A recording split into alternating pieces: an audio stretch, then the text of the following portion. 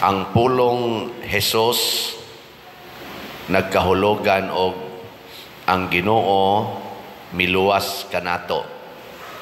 Nya si Hesus ginganlan sad og Emmanuel.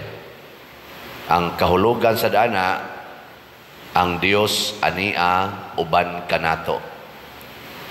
Sa inyong paminaw, hain may naguna, ang Dios muluwas nato o ang Ginoo ania uban kanato?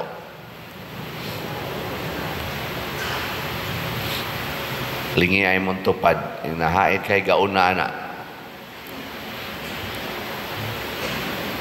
O gatong tanahon ang order sa aksyon, una ka muluwas sa tao, mukuyog usa kaniya, or imo usa siyang padulan, nang litan, hapit na siya maanod sa tubig. Sa may mong buhaton, imo siyang iksahag pisi, aron siya og ikaw, dunay koneksyon. Nya imo dayon siyang birahon. Kay kung mubira ka spisi, nga wapas siya mugunit spisi, maluwas siya dili. Bright children. Muna, ang Ginoo nangitag paagi nga mahimo usa siyang uban kanato. Nya kinsa may iyang gihimong instrumento aron mahimo siyang uban kanato, ang una gyud ang mahal nga Birhen Maria. Plano ginas Ginoo nga mukuyog siya nato. Matud pa sa unang pagbasa, ako gyung panhaon kaninyo ang usa ka hari nga tawgon og manluluwas sa katawhan, og harian niya ang iyang mga katawhan gikan sa silangan, sa kasadpan, sa amihanan og sa habagatan. Ang tanan gyung tao iyang harian. Kay sa una manggod, ang mga hari tribal ba kanang depende sa among mga kaliwat. Nya hari ko diri, hari sa kadiha, pinatyanay ta aron nga ilhon o kinsa gyoy hari. Pero pag abot na kuno aning bag-ong hari, iya nang tigomon ang katawhan sa tibuok kalibutan. Og mao na si Kristo. Nya kinsa may iyang instrumento? Ang una, ang mahal nga Birhen Maria. Ikaduha nga instrumento mao si kinsa man? Ngatog na mo? Mao si Jesus. Dede si Jesus. Si Jose. Wa gyud mo reaksyon no? Ana bang mura ra gyud mo gaduka. Ningon tadi dili pa diri si kuan oy si Jose. Si Jesus goy maoy mo tao. Ingon, si Jesus. Oh. Wagin ba? Sus, luya ning asa man ni amo din mo tiwas og pangatog. Si Jose. Ngano man tungod kay dili mahimong tao si Jesus. Unya mahimo ra gyung tao si Jesus nga tinuod kung ianak siya og usa ka inahan, imabdos usa nya dayon ianak. Unya kay sa balaod sa mga Hudiyo, kung ang babae magmabdos unya way bana, ilan ang iakyos or hukman nga mananapaw. Nya ang silot sa babae nga mananapaw, batuon hangtod mamatay. So dili maanak si Jesus kung si Maria masakpan sa mga silingan nga niburot ang tiyan pero way bana. So nangita ang Ginoo og bana. Pero si Jose wa kahibaw nga si Maria pamabdusan sa Ginoo nga di pa niya hilabtan.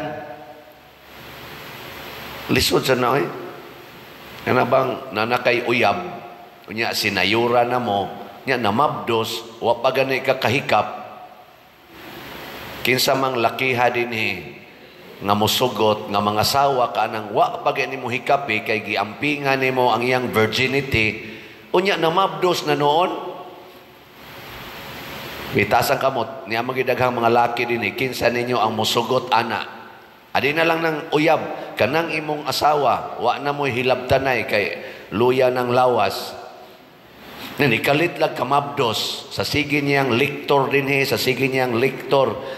Nang mabdos na hinoon, kinsang mga banaha nga moingon ako ning anak. Ta sa kamot.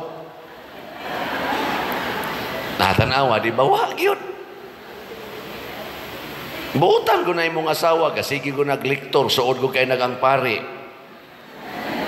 Wa na mo'y hilabtanay kay luya na lagi. Kay gulang-gulang na. Nagsuka-suka na noon. Kung sa may imong hunahuna yun, na disgrasyas pare. Kaya ang pare, batanon man ang pare. No? Ayaw, huna-huna yun nga, lalang kini sa Espiritu Santo. Nga akong asawa, nabuntisan yun sa Espiritu Santo.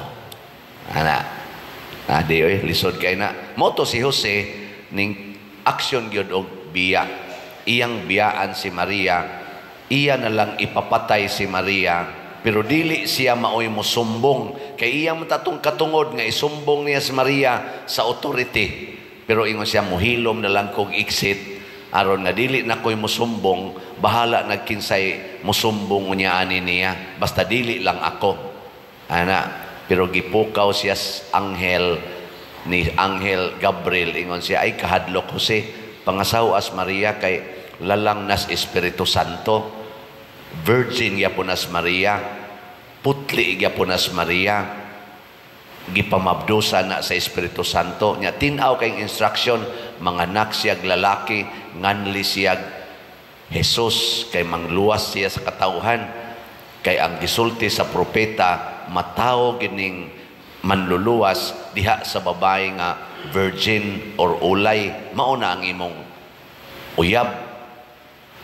Nya di ka ma-proud nga ang imong anak nga giangkong anak sa Ginoo. Nya ang imong asawa virgin yapon, di ka proud ana. Ingon de Jose, bitaw no, balik din siya. Obedience to the will of God. So ang instrumento sa Ginoo, mga instrumentos Ginoo nga ming mipakunik sa manluluwas ngan hinato nga mga luwasonon. Una, obedient to the will of God. Obedience. Ikaduha, silang duha pulos mga kabos. Kabos si Jose, kabos si Maria. Ikatulo, si Jose o si Maria pulos mga tawag natog virgins, pure, naa sila'y purity of their body, purity of their hearts, purity of their minds. At least tulo ka main qualities aron ang Ginoo mukonek nato ug muluwas nato. Lingi ay mong tupad ing na nakaanang tulo, ing na virgin ka ana. Ikaduha, di ba ka kusog mo supak-supak? Obedient ba ka sa Ginoo? Ikatulo, nahigugma ba ka kakabos? Kana, wa gani ning tulo, dili ta mahimong manluluwas, dili sa ta mahimong instrumentos kaluwasan. Kanig yung tulo. Nga asa man ni makitaan kaning tulo kahiyas, na ana sa mga pari nga giordinahan o sa mga consecrated persons, kanang mga religious brothers and religious sisters and nuns. Naana diha. Amo nang gi-embrace kaming giordinahan o kanang mga consecrated persons, gi-embrace namo ang gitawag og three evangelical counsels: poverty, chastity, and obedience. Mo na ayaw mo paghunahuna nga kining among dili pagminyo gapa as if lang miani nga kining among wa pagminyo Pakitang tao rani niya magkinitanay rani Miss Madre dito sa Luyos kumbinto. Usahay mahitabo sad na. Pero di na maoy nature nga among gi-embrace. Amo na gay nang i-violate ang among obedience, ang among chastity o ang among poverty, maguba dayon ang plano sa kaluwasan. Maguba. Muna si Jesus nagpili og mga tao nga iyang giordinahan sa pagkapari kadtong 12 ka apostoles. O ang 12 ka apostoles mao na say ni-ordain og mga tao aron mahimo nilang mga successors hangtod karon. Ni ani gabarog sa inyong atubangan, connected pa ni ngadto sa first Pope nga si San Pedro, ug mao kana nga maong connection aron mubaha ang kaluwasan. Way laing makapahimo ni Kristo nga uban kanato ang pari ra gyud. Giingnan ang imong mga anak diha, kanang mga laki dihang batanon, ingna pagpari dong. Nya kana sa mga batanon babae, labi na ning ato mga PYCC, ato kunong ingnon, pag Madre day. Nya moingon din na sila, di ko katilaw. Si Jose, wa mo tilaw ana. Si Maria, wa mo tilaw. Pero silang duha, gitagbaw sa Ginoo. Gitagbaw. Perfect satisfaction. Wala ka nang hahanapin pa. Tanawan ng mga mitilaw, kaning ni araw mga nangaminyo, nga wa say klaro. Tanawa, di ba na nagbuwag na, pero ay mong kabalaka, daghan sang pari ng gawa sa pagkapari kay mutilaw. Daghan sang madre nga nang gawas kay mutilaw. Nga naman, ilang gi-violate ang obedience, chastity, and poverty. Muna din akong pagdumala ninyo, di baya sayon, pero naning kamot ko aning tulo. Usahay magkadagma-dagma ko. Sa huna-huna, sa pulong, sa buhat, wa kay ko madagma. Pero sa huna-huna, o sa pulong, sorry, maninghag ko, hadlo kayong mga lectors, hadlo kayo ang ubang choir, hadlo kayo mga sakristan, hasta mga staff din magkurog-kurog na sila moabot ko. Jutay ra nila ang malipay, hala na nas father, kasagaron, hala, padir, ano? Maluoy ba ko nako? Maluoy ko nako. Nga naman, dili naman ko obedient, usahay, domineering. Pasaylo ako ninyo, ana, ha?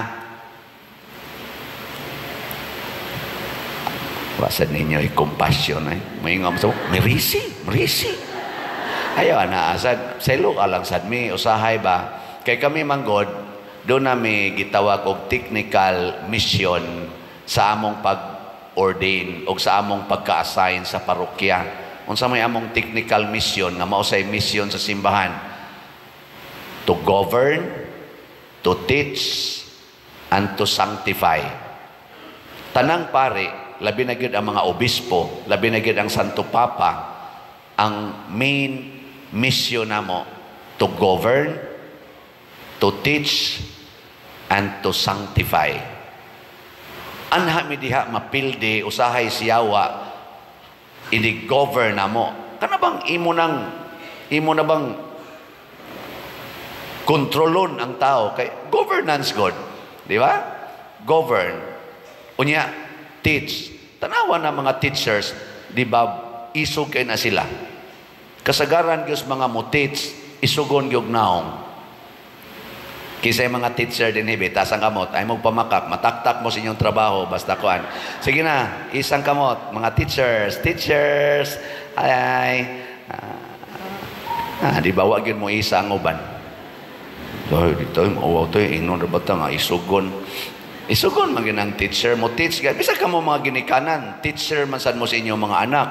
Di ba? Isugon gina. Pero nindot, bulahan ang mga teachers nga humble. So sa amo untang pag-govern, we govern with justice and love. Mamagid unta na among virtue, justice and love. Unya dayon sa among pag-teach, teach with compassion and generosity. Compassionate and generous. O niya, amo sang pag-sanctify, sanctify with your purity and sacrifices. Mo na among pag-sanctify. Mo na si Jesus, siya nagpakamatay. Si Jesus, generous and compassionate. Si Jesus, loving but very just. Di ba? Nya, tanaw-tanaw ninyo sa akong pagduma diri, nihaom pa ko, koneksyon pa ko sa kaluwasan nga ninyo. Nya, muobi mo sa akong itudlo. Kusga. Kusga ba?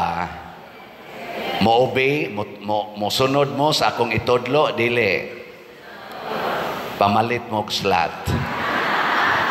Lagi. Kay bausad na inyong response aron mahimo sad nga koneksyon sa kaluwasan ang simbahan ngadto sa inyong pamilya.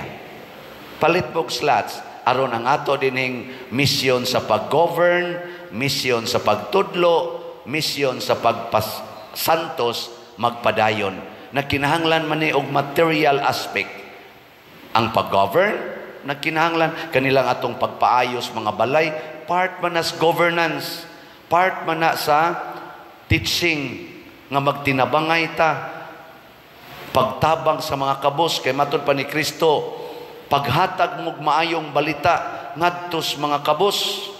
Ug unsa may pinakamaayong balita, pakana ang gigutom, tagaig balay or pasudlas inyong balay niya, di masan masodiri tanan, ato na lang ayu-ayuhon ilang balay. Di ba? Mao nang atong slots na atay sitiyo. Niya kanisang atong gitawag og SBF dag kaning pagtukod sa kumbento, kay ang kumbento anha di ang magsugod ang governance, teaching and sanctifying na diha ang mga puy-anas pare aron dali ra silang maduol, naa sa diha ang pag-welcome sa mga transients, naa sa diha ang formation center sa mga organizations. Mo nang magtinabangay taane kining tanan mga igsoon aron ni pagtuman nga mahimot ang koneksyon sa kaluwasan gikan ni Jesus, ni Maria, ni Jose, sa mga apostoles hangtod matapos ang kalibutan. Muna kining simbahan nga atong tukuron, kining simbahan nga atong atimanon, mauni ang sentro dinhi. Anhi ang atong converging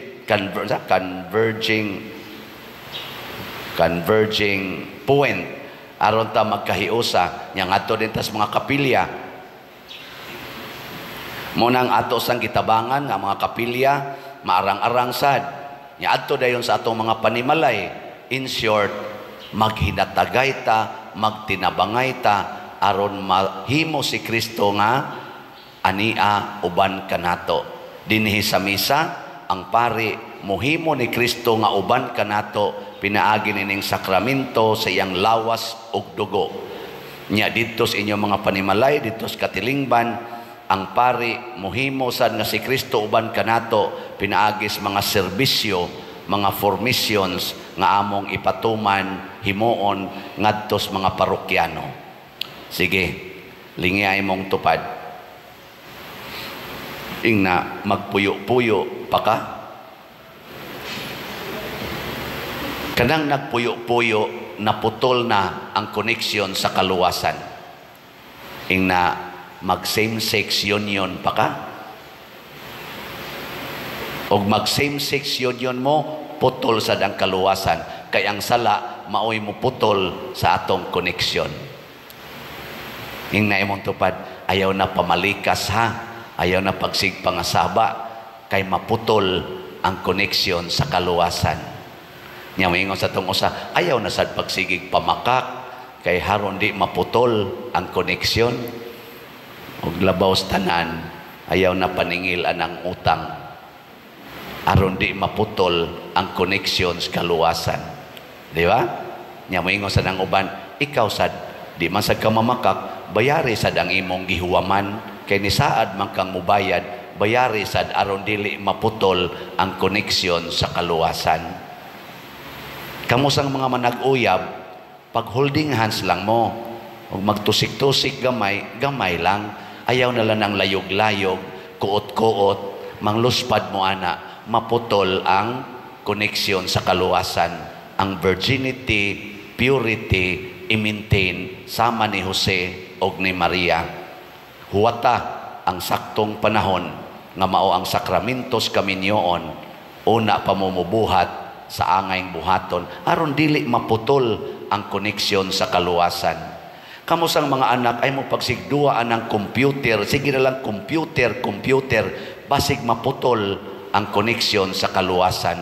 Wa na mo'y relasyon sa inyong ginikanan o sa usag-usa. Kakuha mo? Manindog na ta, katong dunay koneksyon sa kaluwasan.